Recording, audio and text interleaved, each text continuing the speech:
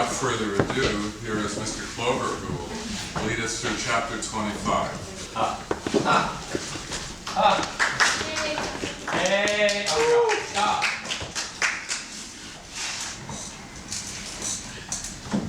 This is just kind of weird, isn't it?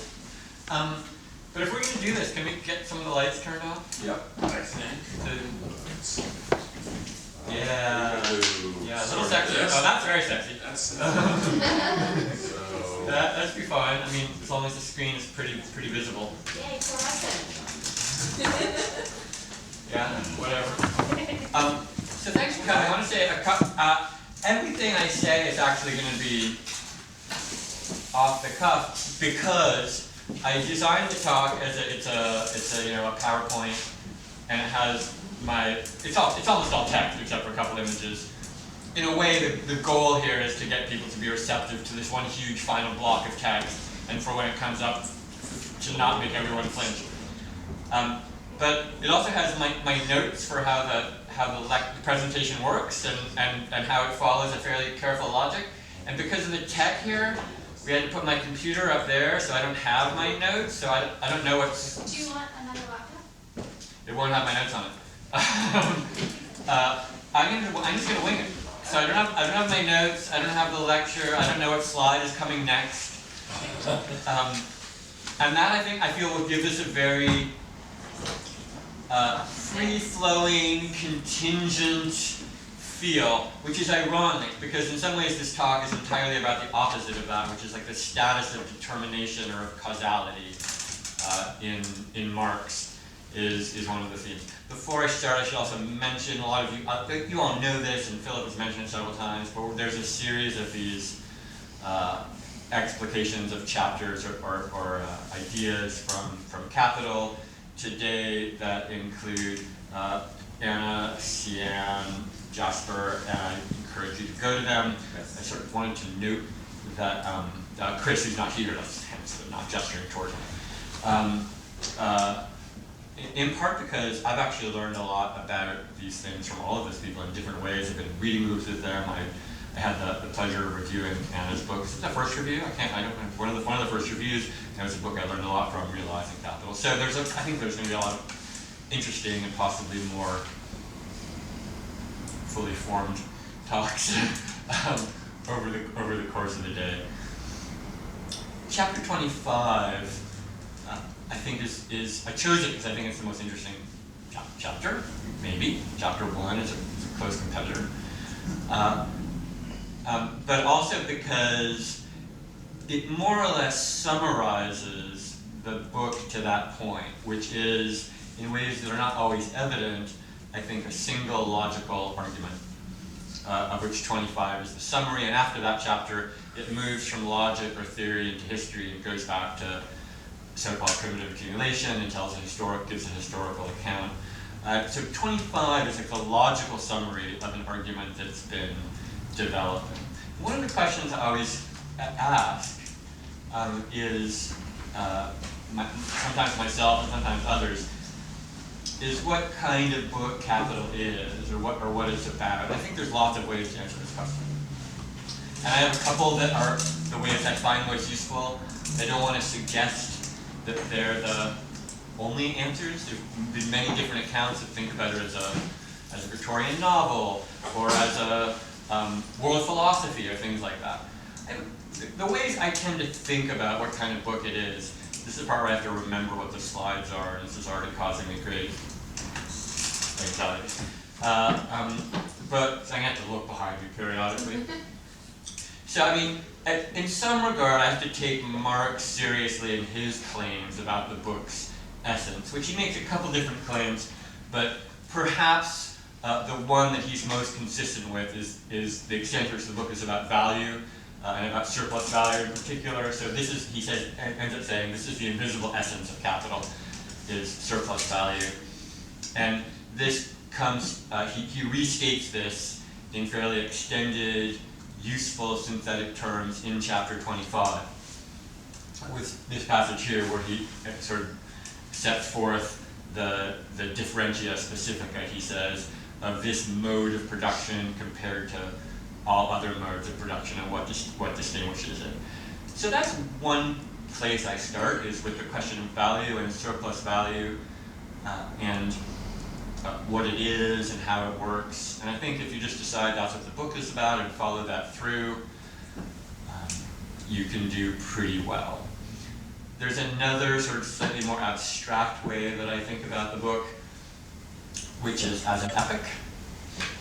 Of the various genres, and there's cases to be made for many, I find the case for the epic most interesting, largely because of the history of the epic. This is Aeneas's journey. Has anyone here read the Aeneid? It's the greatest book ever written. You should consider reading it. I'm just saying. Fagel's translation, probably the best. I mean, I'm sure most of you, of course, read Latin, but I don't know where I'm kind of In fundum regime. this is why I come to Seattle. It's lousy class. Classes from here to Vancouver. So the reason I think the epic is interesting is for me a useful framework to think about it is because of one tradition of the epic. It's the tradition, again, you all know this as Latinist, but what's called Translatio Imperii, which is the translation of empires, right? It's the narration of how the world, how history moves from one empire, one organization of the world to another organization of the world, which is of course exactly what the Aeneid is, right? It's about the fleeing from the sort of the final collapse of the Greek Empire and the founding of the Roman and the Roman era, sort of this shift from one imperial period to another imperial period. I actually deeply think that's one of the ways to think about what Capital is as a book, is an attempt to narrate the way in which we move from one organization of or dispensation of the world to another. As we know, the book is not called Communism, it's called Capital. It's a study of capitalism and not of communism. But within its study of capitalism, it gives an account of how the logic of that organization of the world moves toward what will have to be a reorganization along different lines in the long run. So that's the sense in which I tend to think of it as an epic. Marx periodically thought of it this way himself. He actually quotes Virgil over and over again in his writings over the course of his career. The quote he most famously draws upon is translated as, "What changes since that time?" And he's utterly committed to this question of change, transformation. The words transformation and metamorphosis in translation those words are two of the most common words in Capital that come up over and over again. So transformation and shift of market so that's like the macro, big, abstract way to think about it. And then there's a very sort of practical and workaday way to think about what the book is about, which is like two things. It's about unemployment and it's about crisis. I think those are two of its great topics. It's often said that Marx had promised to leave a fully developed theory of crisis. We have lots of sort of models of, he had plans for Capital, he had lots of different plans, sketches them out, and at one point there's going to be an entire book on crisis, and everyone sort of bemoans the fact that he didn't leave us a fully developed theory of crisis. He clearly didn't leave us what he planned to in his scheme. That said, I think he does have a fairly developed theory of crisis. And I think one of the ways to think about the motion from the very beginning of the book to chapter 25, sort of summing in chapter 25, is an account of how crisis works and how it develops. But another thing that happens over the course of those 25 chapters and comes to a head in chapter 25 is a description of how unemployment works, how it comes into being, how it functions, and why it's bound to increase. So that's sort of like a micro scale, right, of like the individual person in the economy, are they employed, are they not employed, and the macro scale of crisis at a systemic level. And so another way sort of I think to think about the problem or the puzzle is how to relate those things, unemployment and crisis, and what the fundamental relation of those things is. And now I'm going to make like 70 claims about what the book is about, confusing my initial query. But now I can maybe make another claim about what chapter 25 is about, which is the relationship between unemployment at an individual or local level, and crisis at a systematic level. One of these via the relationship of two kinds of surplus. On the one hand, surplus population, a term that's present in Marx but was little, sort of understudied until the last 10 or 15 or 20 years, when it's become a very engaging thematic and interesting thematic for a lot of interesting scholars, some of whom we know, some of whom are working globally. And then surplus value, which we've already noted as a fundamental concern of Marx. And the dynamic which he traces out, in which over time, surplus population goes up and surplus value production goes down. And there's, I don't know why that happened. Something weird is happening with the computer now. There we go. Goes up, goes down. And of course, that rise of surplus population is a version of what we talk about when we talk about unemployment. And that decline in the capacity of capital to generate surplus value results in, or is one of the ways that crisis manifests. So the relationship of these things is in some way what I'm trying to trace through. Yes, do you Can I take questions afterwards or now? like my odds of remembering what the hell I'm talking about are already super slim, so I'd appreciate it if we could wait till the end. Is that okay? Sure. All right. My odds of remembering the question. But you can take notes. Good. You could. I'm not recommending it. Of course not. No, that would be crazy. So, back to the beginning. That was sort of like a long wind-up, and in fact, the wind-up is going to last for a while longer. There's a lot of prelim, and then I'm going to do the chapter really fast. And so the prelim is in some ways the action itself. So, the chapter is called The General Law of Capitalist Accumulation, and I'm sort of curious about how the word law works in that phrase. This is a much debated term in Marx, acrimonious debates, especially if you happen to make the mistake of being involved in Facebook, which, as far as I can tell, Facebook is like 10% cat videos and 90% arguments about the tendency of the law, tendency of the rate of profit to fall, various kinds of debates, and this is central to. You okay? So don't trend Andrew Kleeman. Well, that's a different question. Do not say his name 3 times. So, one of the questions of law in Marx is whether there is indeed a law in which the law which dictates that there is a tendency for the rate of profit to fall. I'm going to try to not get into that today. Maybe it'll come up later in the day. I don't know. But there's another way law works in Marx, which is, again, one of sort of the big ticket items is he says that what he wants to provide with capital is the laws of motion of history. And so I sort of want to hold on to that sense of law. When he talks about the general law of capitalist accumulation, he's talking about understanding what the laws of motion, not which lead to accumulation, but which the demand for accumulation, the requirement for accumulation. Accumulate, that is Moses and the prophets, he says, right, to capitalists. That's the fundamental law for capitalists. And what that compulsion to accumulate, what kinds of laws of motion for the whole system that produces. And I think chapter 25 is in some sense when he's reaching the end of those laws of motion. And we finally see them as laws and what the motion was and where it was leading us.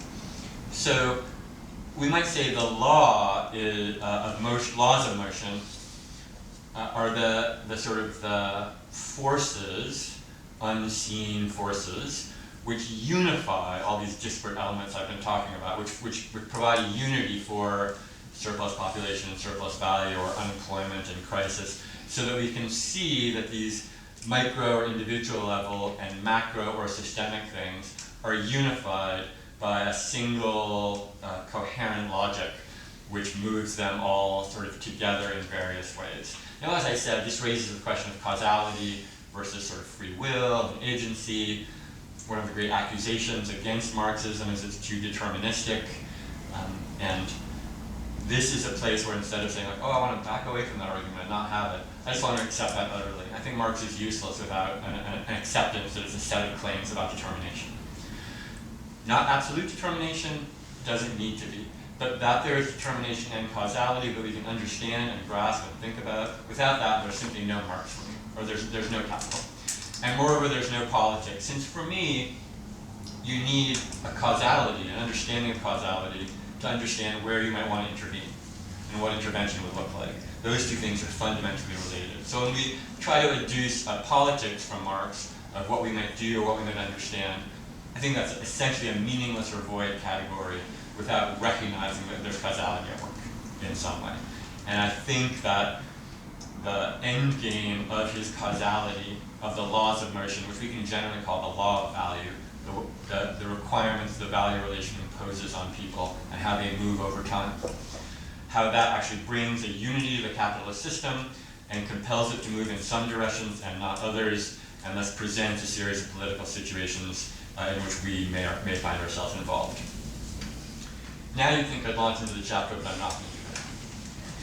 I'm going to again have to summarize some other things. This is going to be stuff most of the people in here know, but it's useful to go over it again quickly before I get into the chapter to talk about the two kinds of surplus value. This is maybe a little bit remedial. If this is too obvious to you, just think about English.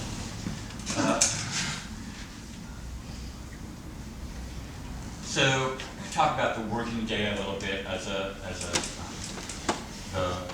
organizing locus of thinking about surplus value. And so here's we start with absolute surplus value, which is where he starts.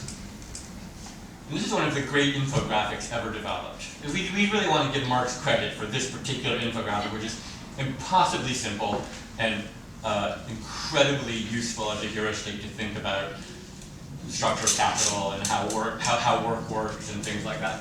So there's A to C, and that is our working day. That's the length of the working day. You show up at A, you go home at C, and then you drink. And that's the period in which the worker is valorizing, let's say it's commodities. Let's go with a standard manufacturing worker as an example who's making commodities. And so during that entire time, they are transferring the value of their labor measured in relation to all other labor via the abstraction of labor and searching necessary labor time. We're not doing that today. The value abstracted of their labor is being transferred to the commodity.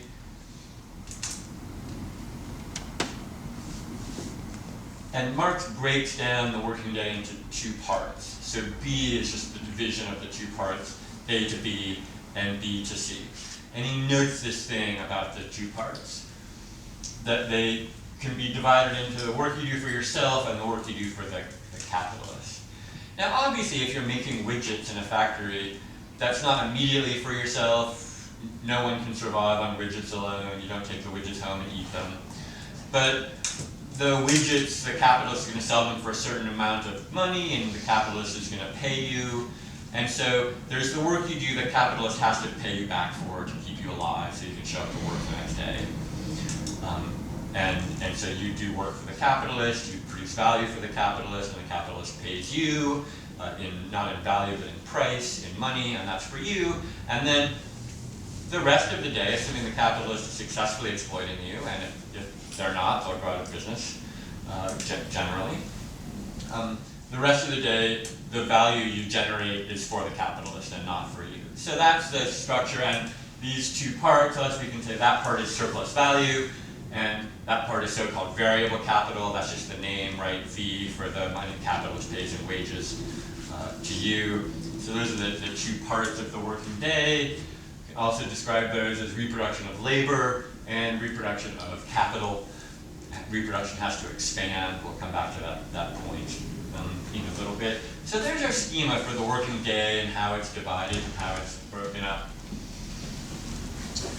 The problem is that capitalist always wants to get more surplus value and has to puzzle out how to do that, and one of the ways to do that, right, is simply to extend the length of the working day. So the A to B is still the same, costs the same amount to keep you alive, so that A to B is going to stay the same, more or less. Come on in. Thanks. Absolutely. So I'm just going to recap everything for you. No. So for the capitalist to increase their absolute productivity, increase relative surplus value for the capitalist. And so there's always absolute surplus value being extracted, and there's always a struggle for relative surplus value. Increasingly over time, there's a shift away from absolute surplus value, especially when you get to the limit of the working day, and toward relative surplus value and these increases in productivity. Now I'm done with the wind-up, and I'm going to go into the chapter. How are we doing for time? It's 10:30. It's 10:30. What time am I supposed to finish by? Whatever you want. Sweet. So when I was young, no. So I want to sort of get into the chapter now. The moving contradiction, I think, was also the title that Nick Chernacek gave his talk last week. Am I right about that? No, he just called it fragments on machine. It's called fragments. Marxathon technology. It's a phrase from Fragments on Machine, which I don't want to make an elaborate reading of it. There's a huge contested field of scholarship about it, but it is a useful phrase to discuss the particular process that Marx details in chapter 25, again as a summary of what comes before. So I just want to sort of put it out as a phrase, and then look at the New York Times, as I always like to do. Very satisfying. If you want to understand sort of what mainstream thought about economics is, although mainstream doesn't do a good job of deciding it, right? Like, there's this, does anyone here like read Paul Krugman? I mean, before the election, once he sort of became psychotic, but when he was still trying to write about economics, he's quite fascinating. He consistently has these intuitions or impulses that a Marxist might recognize. They start just like, oh, this is very strange. We keep on having recoveries from the recessions, but these recoveries are different. No one's getting hired. And you're like, there are these people who've told this very elaborate story that can explain this for you. He's like, I can't, no, and it's fascinating, right? So the New York Times is in this weird position of, in some sense, always being on the verge of an insight that they literally can never have, right? That's the structure of ideology, is that you can't have the intuition, you can't have the recognition, no matter how much intuition point for it. So here's our economic, well, this is from a few years ago, but they've repeated things like, in fact, if anyone read the New York Times yesterday, and this could be a whole postscript, there's a fascinating article on how the new incredibly high degree of automation in Chinese auto plants. So this fantasy, right, that we're shifting back to this labor-centered mode in China is increasingly being revealed as an absurd delusion. But we don't need to sort of dwell on that for a moment. So our economic pickle, you got to respect New York Times for still using the word pickle in that sense. Caterpillar's plant company reported record profits but froze wages. So they want to pay you as little as possible, the end, right? So if they could get away with not raising your wages, even when they're increasing profits, would totally do that. And in some sense, you see companies sort of trapped in that, like on the one hand, we want happy workers. On the other hand, we want to suppress wages as much as possible. So instead of thinking of it as a principle, we might sort of wonder in what situations companies can allow workers to participate in this profit sharing. Does it just have to, like labor struggles, to demand higher profits, higher wages? Does it have to be not expect that? And so here's a chart. I gather we've seen versions of this chart already this weekend. I'm happy to keep showing versions of this chart. This is sort of the image of productivity detaching from wages. It also shows you various fascinating facts, like the fact that education premiums are decreasing. There still is an education premium, right? This is not relevant to chapter 25, but it's always worth thinking about. There's still an education premium, but the education premium how much more you're going to make in your life if you get a certain kind of education is decreasing, and that continues to be the case. And that's probably a significant fact which tells us something about the polarization of the labor market, where more and more you have kinds of jobs that are low-paid service sector jobs that don't require much education. Anyway, so you have this detachment of productivity from wages. And this is a very puzzling concept, and there's a lot of debate around it. And maybe we can talk about it in the question and answer afterwards, assuming there's time, about whether productivity is really increasing this much, whether the rate of productivity increase has slowed. It seems to have. The concept I want to offer, and this is a moment when I'm sort of producing a concept that's not clearly laid out in Marx and tries to address a real complexity, is what I call the arc of accumulation. And again, I want to insist, this is the one part of the talk where I'm not really offering a reading of what Marx says in Capital, but trying to give it a clarifying assessment of what I think is going on. So these are the three sectors, right? Agriculture, as we know, has gone through a precipitous decline in how many people it employs as it's become incredibly efficient and productive, the so-called green revolution. The data on this are astonishing. In 1900, it took 248 labor hours to make one full bale of cotton, and in 2000, it takes less than a minute. And so you have this astonishing increase in productivity in agriculture. So that's been slowly declining. But what I want to note is, what happens before 1840 might be interesting to us. The steady decline we've seen is not, it's not always been a decline. We're not sure what that shape looks like. We have in sort of like an incomplete shape there, although its tendency is pretty clear. And then the service sector, as we know, growing and growing and growing. That too may be incomplete, which is to say the percentage of the population employed in service at some time in the future, that line may peak and start to decline, but that hasn't happened yet. We're somewhere in that development. But it's in industry that we actually are seeing something like a fairly complete pushing, which, as you see, I'm calling it an arc, which involves a lot of smoothing, but it's something like an arc, right? Like there's not huge industrial employment. You get the Industrial Revolution, you get a substantial increase in employment, and it sort of peaks, and then it starts to decline. On the one hand, this is just empirically the case. So when I say arc, an arc of employment, there it is. Why am I calling it an arc of accumulation? It's because I'm interested in the role it plays in systematic accumulation. It does seem sort of an empirical matter, and again, I'm trying not to raise any crazy fights on Facebook here.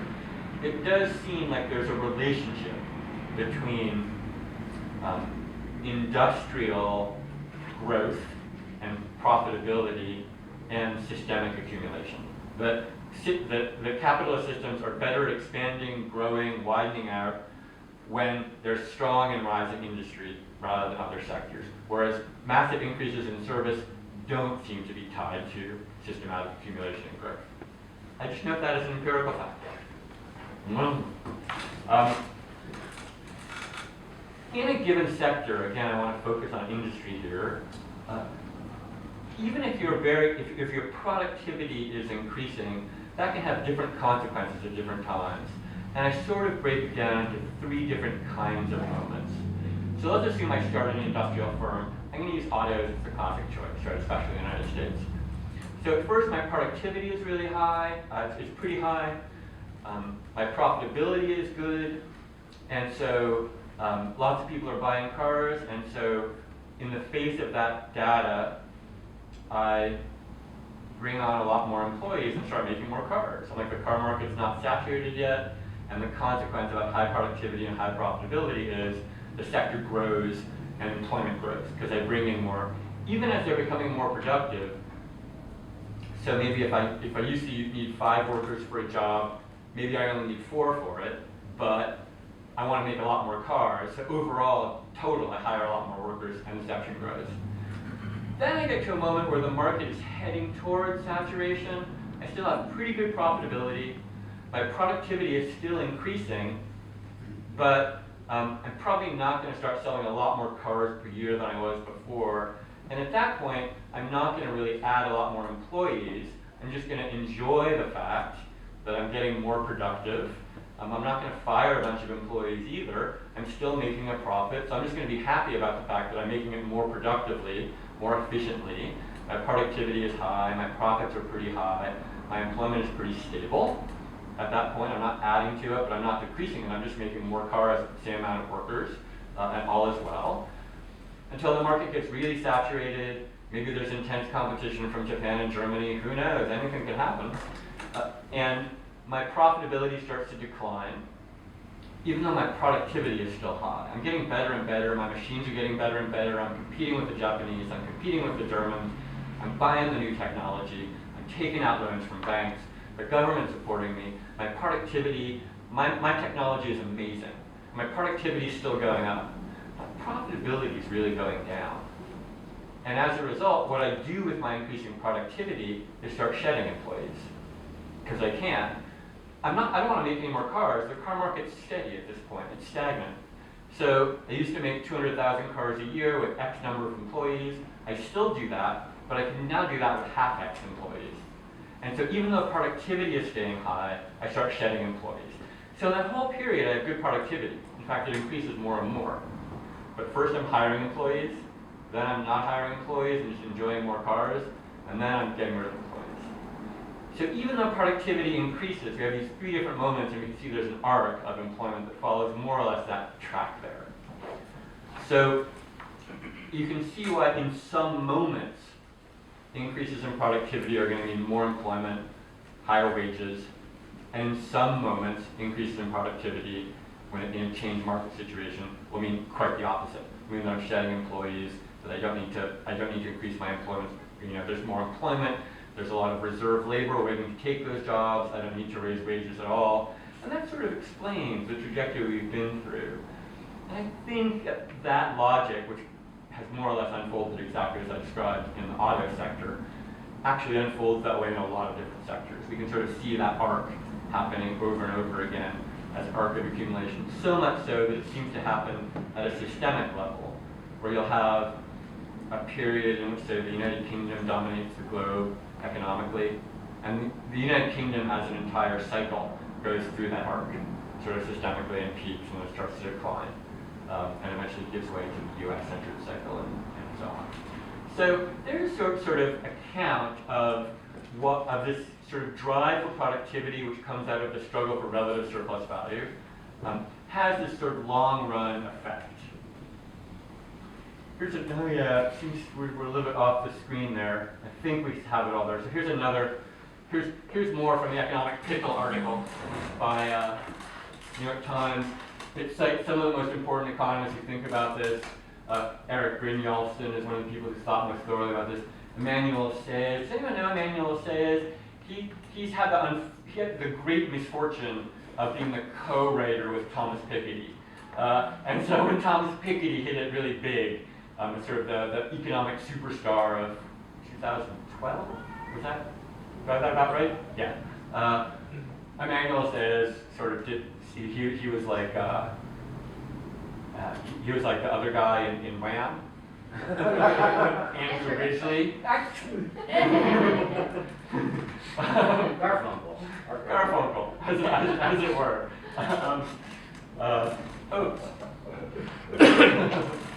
But it's actually an incredibly, I think, interesting, compelling economist. To me, maybe more interesting than Piketty, and more of his papers are all online if you want to look at them.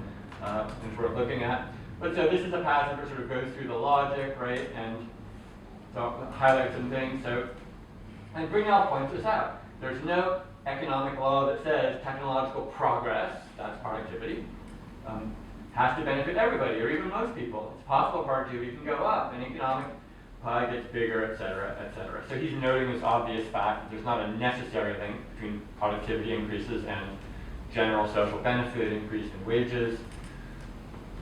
And then here we have more of this data. And this is a common position, although it's contested and might be worth discussing. And then there's this conclusion. I'm worried we're going to run out of screen, but so here's the conclusion. And it seems kind of commonsensical, right? I think it's actually pretty confused about how causality works and what the, so it's trying to line up the jobless rates, power of labor, declining wage share, leverage of work, so then it loops back around, leverage of workers, higher wages, and you get this total. And it seems to be, in a way, clear. It's not quite clear about the mechanism there, and Chapter 25 is, in some sense, this is another way to think about what Chapter 25 is trying to understand this mechanism more clearly. So in order to untangle this confusion, this is either the good news or the bad news, we're going to need to review all of the major categories from capital. And that's what we're going to do now. I'm going to stand up and say, because I need to look at the screen as we're doing this. So I'm just going to list them all off. And happily, I now have an audience of experts, so I don't need to gloss all of them too much. We already talked about the struggle for relative surplus value, the struggle for absolute surplus value. We all know that commodities, a major category, the money form, MCM prong, we all know that one. I'm gonna repeat that one in a second, but value, that great, grand, and somewhat intractable category. Use value, we know pretty well. Exchange value, that comes to stand over use value. Surplus value, where we started. All the constant and variable capital. See, constant is the means of production, variable is for labor, as we know. Those are the components along with surplus value that make up the commodities value, right, the components of it. And then we have this purchase of labor, the wage relation, this gets called the double freedom. I'll come back to that again in a second because it's worth highlighting that. So these are all, like, I don't know if it's all, I'm sure I've forgotten some. These are a bunch of major categories from the first 25 chapters of capital. And sort of arranged, you could call it, there's a constellation of all these categories.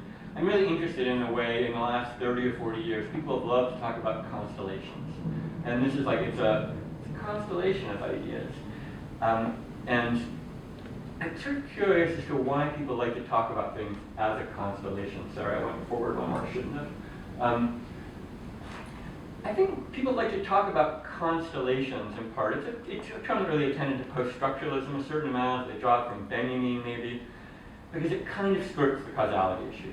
You're like, well, there's all a bunch of things. They sort of go together in a shape.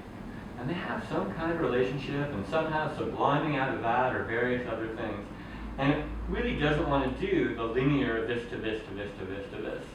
Now, linear causality is certainly not adequate to mark. Linear causality is like billiard balls. This billiard ball hits that ball, linear. That's not adequate. And we know that dialectic is premised on mutual causality as things being both cause and effect. So I don't want to make some great claim for linear causality, but I will go a little ways. I actually think that Marx arranges these in a fairly clear order that moves as a logical syllogism. If we pop up the chapters they're from, this is the order they're from. It's weird that MCM is up there on the commodity. It's kind of a cool effect. Sort of fascinating.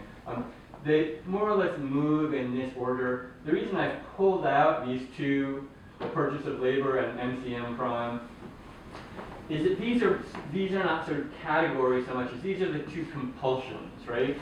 On the one hand, workers have this compulsion, Marx calls it the double freedom, which is to say they're free to sell their labor to anyone they want. Oh, the freedom. And free from any other way to stay alive. Those freedoms cancel each other out a little bit. But those are the compulsions that operate on the worker that force the worker to the person who owns no means of production to proceed in certain ways, mainly to sell their labor to whoever will buy it from them. And MCM prime is the compulsion that operates for capitalists. So one of the ways, this is just, I think, a useful definition. David Harvey famously defines capital as value in motion. If anyone here looked at the Harvey podcast, video cast, whatever there, he starts that way. He says capital is value in motion. Not a terrible definition, but also not right. And it would be more useful if he said capital is value in expansion. It has to move, but just as importantly, it has to expand. Capital that's not expanding is not capital. if this is a fundamental driving force, any given capitalist, let's say you're a capitalist, Steve. I know it never happened in reality, but let's imagine you are. You start with your chunk of money, you turn it into widgets, you sell the widgets for money. If you ended up with the exact same amount of money, you would get out of the capitalist business immediately, because who wants to do all that work to make widgets to end up with the exact same money stack you began with? You have to end up with more or you wouldn't do it. This is true for all capitalists. They don't stay capitalists unless they end up with more money than they started with. Thus, capital must expand. Or people stop being capitalists and people stop doing capitalism, as it were. So capital is value and expansion, and that's the compulsion for capitalists. They have to turn their money into more money, and they have to compete with other capitalists to do it. So those are the two, I don't know why it's so important I had to turn them red. They're the two compulsions which structure the relationship of these categories here. I think I can probably make this flash. Yeah, I know, that's cool. And so that's, the book moves through these categories in this order, more or less, not more or less. And something should happen next. So now I'm going to start pulling out a couple of quotes from the chapter as we start to coordinate these categories and move toward the end. So given the general basis of the capitalist system, a point is reached in the course of accumulation. So he's not using this idea of arc of accumulation, but you can think about it as point being reached, at which the development of the productivity of social labor becomes the most powerful lever of accumulation. So it's no accumulation, he's talking about a moment when originally accumulation is because workers were not producing value for capitalists, they were producing for themselves. When they get brought into the capitalist system, they start producing value for the capitalist, and that production, that sort of absolute surplus value moment is the main source of accumulation. But a moment comes when it's not the fact that people are now working for capitalists, but the development of the productivity of the social labor, which is this shift toward relative surplus value that comes from increasing productivity as the basis for accumulation. Down on the bottom has, I gather, been one that's already begun to bedevil Red May and has bedeviled many conversations about this question. I gather it came up in Jasper's talk the other night, and Jasper, I think, has very sophisticated things to say about this, surely more sophisticated than me. But I'm prepared to sort of stick with some the definitions that Marx provides in chapter 25. So in thinking about this problem, he develops in chapter 25 these two categories, the technical composition of capital and the organic composition of capital. And if you call those TCC and OCC, you will fucking kill it in bars.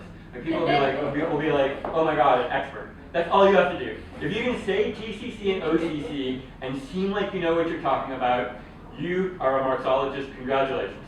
And it seems very impressive. So I'm just going to make sure we have that skill, the TCC, OCC talking game on, and then we're almost done. So what are these two things? And Marx clarifies. And from now on, we're getting pretty text heavy. So my goal is to get you in this place where we can get pretty text heavy and just have these big chunks, and they'll be apprehensible and relatively efficient, since even one screen of text is shorter than a chapter.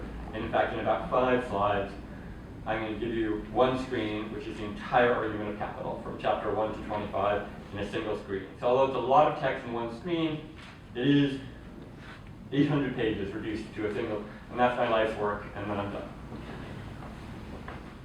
So in working through technical composition of capital, it's a little hard to read, right? With that thing up there, but that's where we are.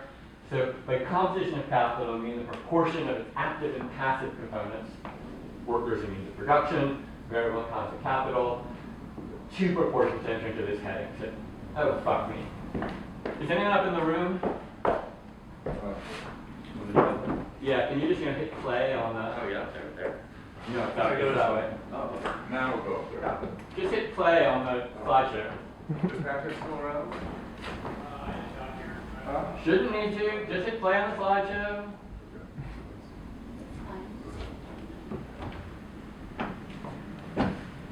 There we go. Thank you. So the first proportion, this is TCC, rests on a technical basis and must be regarded as given at a certain stage of development of productive forces. And that's important to remember, right? The things he's talking about, they're ratios, and they're ratios that change over time, which is to say they're ways to think about the development of capital circumstance. That's the great thing about a ratio. Ratios can always do change over time. And change over time is again, like, before I called it the epic or translatio imperiae, but if you want to put it in mathematical terms of change over time, the development of a system toward its final logic, it's the same thing. So here, it's the quantity of labor power, definite number of laborers, to produce a definitive quantity of products. So the number of Stevens that it takes to make a certain number of wages per day is what he's going to call TCC. We can simplify it, right? It's just the ratio of actual stuff being input to actual labor hours. And this ratio is bound to rise over time because this is what productivity is. Productivity is the name for this ratio in Marx. And so you get more productive when you're putting through more glue and sawdust to get plywood out in the end. Has anyone read the book Red Plenty by Francis Bufford, which is an alternate history of the Soviet Union if it had been more effectively productive? And the productivity gains there started in the plywood sector. So that's why I've been using plywood as an example.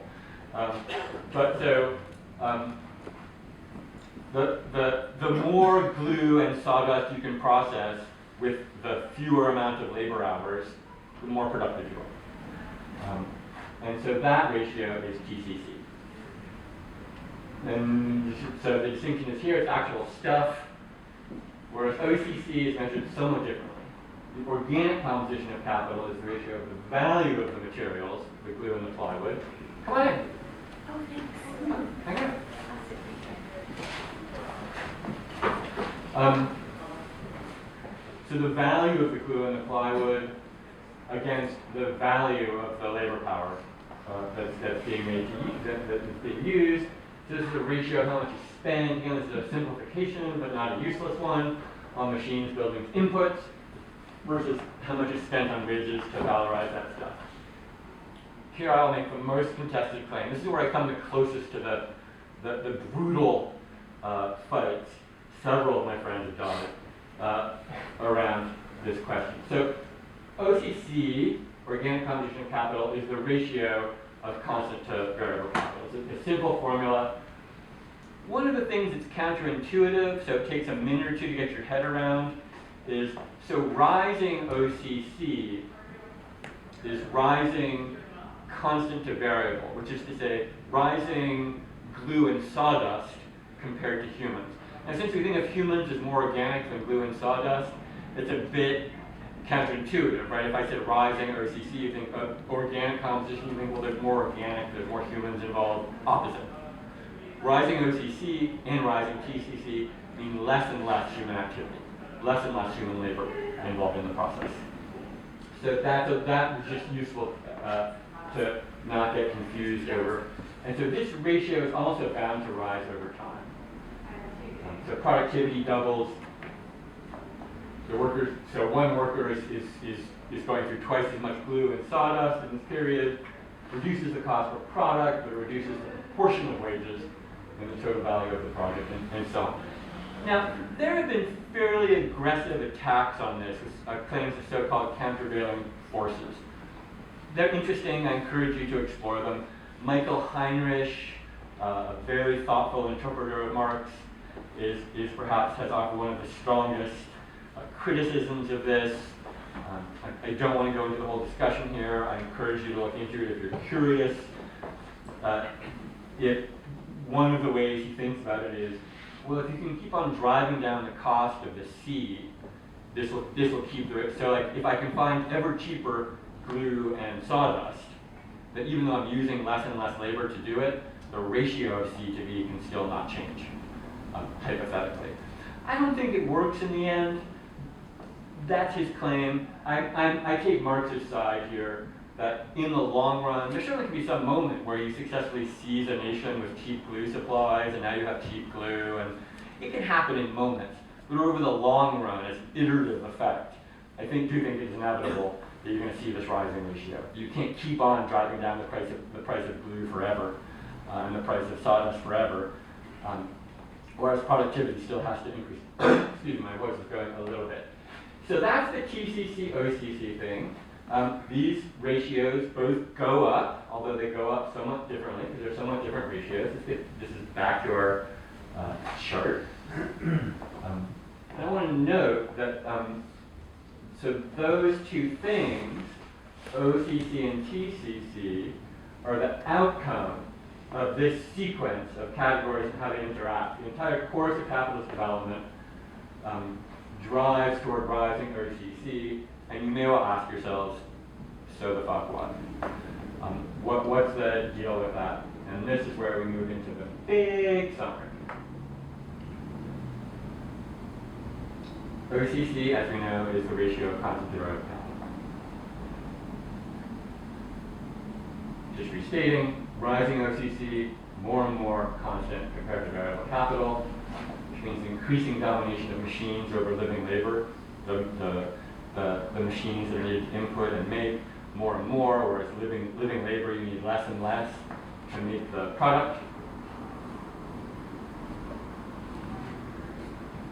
So it's relative expulsion, right? So it can go either way. If we have a certain value of machines, a certain value of workers, we can have either rising value of machines, that's rising OCC, or we can fire some workers, lowering the value of V, and that's also rising OCC.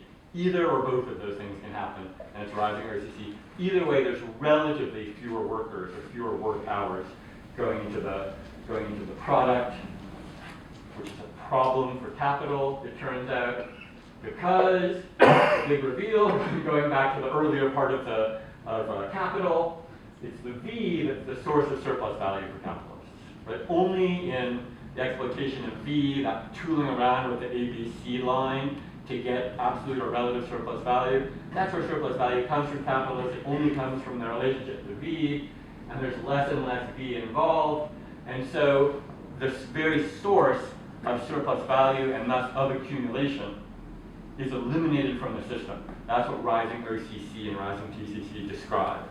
They're names for, fancy acronymic names for this process of the expulsion of the actual source of surplus value on which capital depends. So this is the passage from the Grundrisse. Capital itself is the moving contradiction, and he's just describing this. This is the most efficient description, again, right? It presses the reduced labor time to a minimum, while labor time is the sole measure and source of wealth. Right? And that's what this systemic series, which leads to rising OCC, that's another way to describe it. It presses to decrease labor time, even while labor time is the source of wealth for capitalists. And this has endless consequences for capital. Here's the page. I just want you to read this page. This is the first 7 sections of Capital summarized in a single page. The argument I just made, put down to a single page, and I encourage you to take a read through it and see if this page makes sense to you. I've done my job.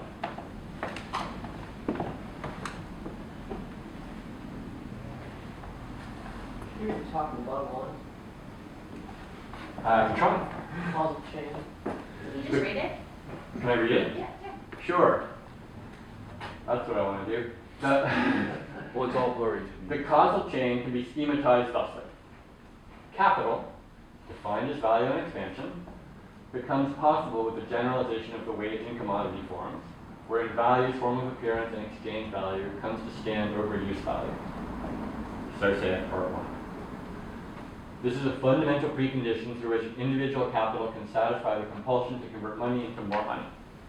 Part 2.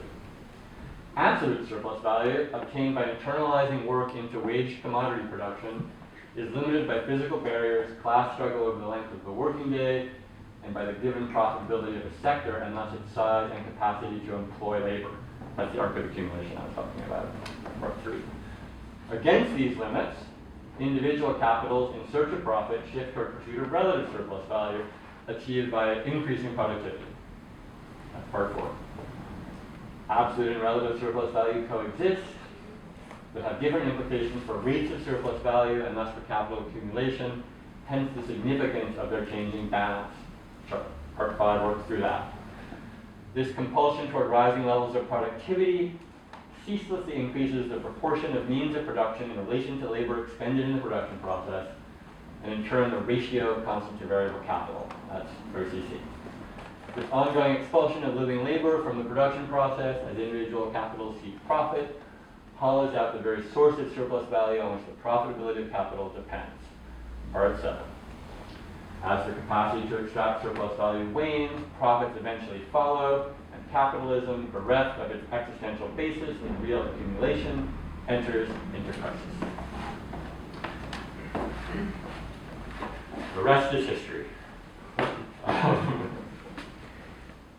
So I promised it was about unemployment and crisis and the relation between the two of them. And hopefully now it's somewhat clear what the logic of those two things is. Unemployment, which is the expulsion of labor from the process as it becomes more productive.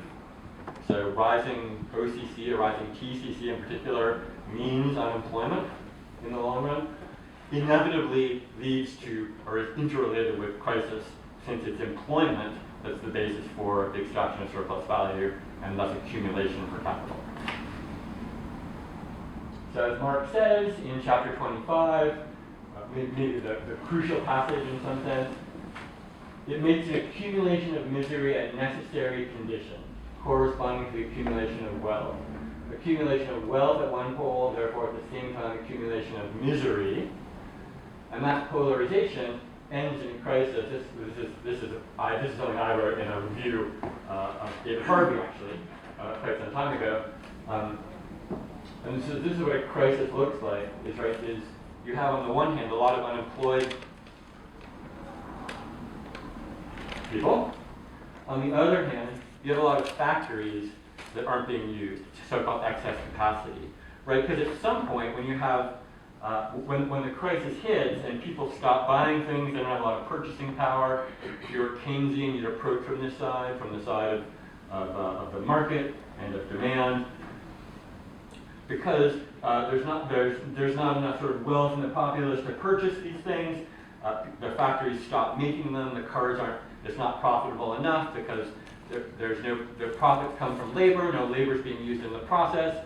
Profits get super low, and so if we're sticking with car companies, right, they stop producing a lot of cars. There's not a lot of demand for them. They're not making much profit. If they do make money, they're not going to reinvest it because there's no profit to be reinvested there. Banks don't want to invest in the sector unless the government really pushes them to. And so in a crisis, you get these multiple surpluses that can't be put together. There's surplus population, and there's surplus capacity, but and it seems obvious, right? Like, well, there's a bunch of workers and a bunch of factories. Throw the workers in the factories, let's get going. But there's no reason to do it. There's no reason to do it unless the machines are doing all the producing of the cars, and if you were to replace the machines with workers, you'd be so much less efficient, you couldn't keep up with the other firms. But if you don't replace them with workers, you have no source to extract surplus value, so there's no good reason for capital. Capital can't profit by bringing these things together. So in a crisis, you get massive, not too little, but too much. There's too much capacity, there's too much population, there's too much capital that can't be profitably reinvested anywhere, and these surpluses pool up in a time of profit, and for the most of us, what this looks like is unemployment. For capitalists, it looks like profitability. Right? But we don't worry about profitability, we worry about surviving. And since he who does not work does not eat in capitalism, this presents substantial problems. So unemployment and crisis are two faces of a single phenomenon, which is this endless expression of the law of value until it generates OCC that's too high. The name I use for this is the production of non-production, right? That one of the things capital produces is non-production itself. It produces this incapacity to produce further. So you get unproductive factories, unproductive workers, unproductive capital itself that's just sitting there with no place for profitable investment. So capital, in its endless drive toward productivity, produces non-production. And that's another way to think about the great contradiction, or the great paradox of capital, is its production is not production. And always cheerful to end with a couple images and some information about what this looks like. So here's a chart from Mike Davis, Planet of Slums, a famous book, which is an account of the largest mega slums in 2005, to get some sense of when we say surplus population, what we mean, the kinds of numbers that are out there. So you see there's 14 cities which have at least 1 million in the surplus population, never again to be absorbed into productive capital. Not going to happen. Here is Sao Paulo. This is what wealth polarization looks like. I'm particularly interested in Sao Paulo as an example. There's many interesting places in the globe. I have particular interest in Sao Paulo. I'll tell you why maybe later, but sort of interested in it. Here's the great struggles in Sao Paulo that happened over a tiny increase in bus fares in that sort of impossible situation. And so this is sort of one image of what crisis looks like and what surplus looks like, particularly surplus population. It doesn't mean there's wealth nowhere. It means there's intense wealth concentration up on that ridge. And the rest of the city, 18 million people, living in absolute and abject poverty. And that polarization is an image of what, with intense concentration and intense immiseration, is an image of what this crisis looks like and how it expresses itself in unemployment as well as capital concentration. That's the entirety of chapter 25. And that's what I got. So now I think we have some time. If people have questions, comments.